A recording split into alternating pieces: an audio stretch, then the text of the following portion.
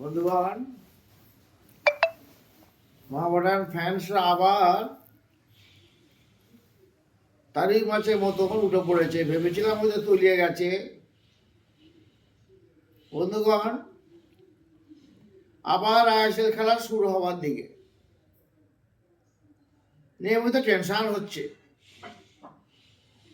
খেলাটা সামনে এলেই আমরা যারা অন্ধভক্ত অ্যাক্টিভ কর্মকর্তা যারা আছি, বিভিন্ন জায়গায় খেলাটা মাথায় রেখে আমরা পিকনিক শুরু করে দিয়েছি। শুধু পিকনিক বললে ভুল হবে, আগে ছিল গাছতলায় গাছতলায় আলোচনা করা। টেলিফোনের যুগে সেটা বন্ধ হয়ে গেছে। ফোনে ফোনে হয়, ফেসবুকে হয়, ইউটিউবে হয়। যাক, কপাল ভালো আমরা বেঁচে গেছি। গোপাল খারাপ হলো, কপালটা আমাদের ভালো যে মিস মার্কেটিং করে ফেলেছিল অবলাগুলো। তাতে দিদি 12 কোটি টাকা না দিলে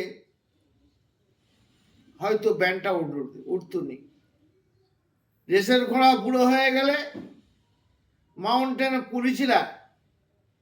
মাউন্টেনের পুলিশের ঘোড়া বুড়ো হয়ে গেলে গুলি করে মেরে দেয়। নিয়মিত মিস মার্কেটিং করেছিল, রিডাকশন, ড্যামেজ, ইনজোর্ড প্লেয়ার কিনেছিল, তার সঙ্গে বলবো না সেটা, তার সঙ্গে আবার অ্যাড করে দিয়েছিল। টিম হারে হারুক, আমি না হারি, টিম নিয়ে ব্যবসা চলছে। 5টা রুগী মানে বলুক, একটা ডাক্তার ফিরবে, কারণ তাকে পরীক্ষা নিরীক্ষা করা।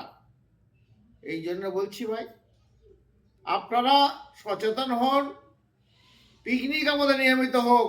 তার সঙ্গে সঙ্গে একটা বলছি আপনাদের, আমরা যারা আছি ফ্যান্স গ্রুপের সকলে আমরা এক। জজ, সুইপার, উকিল, অ্যাডভোকেট সব আমরা সাপোর্টার। কিন্তু বর্তমানে কিছু পাওয়ার হাউস তারা অতিথি আসারা বা পিকনিকের মেন জায়গায় বসে পড়ল। তাদের বুদ্ধি শুদ্ধি বলা করে কিছু নেই, কোন জায়গায় কি করতে হয়। এমন এমন জিনিস আছে, এমন জায়গায় মৌলবি পড়ার লোক আছে, তারা বলে মরে গেলে তো আমরা যে খাই, তারা কাউকে খাওয়ায় নেই। ঠিক সেই নিরের মালগুলোকে বলছি যে অতিথিগুলো আপ্যায়ন করেছে, তোমরা যেই হও না কেন, তোমরা হিসেব মতন লোকাল লোকগুলো 5 পাতার মতন পড়ে, অতিথিগুলো 23 পাতার মতন কদর করে হাড়ির ভেতর রাখতে হবে। আপনাদের বলি, একটু সমাজে মিশুন, সমাজে ঘষুন, তার সঙ্গে সঙ্গে জ্ঞান ফিরবে।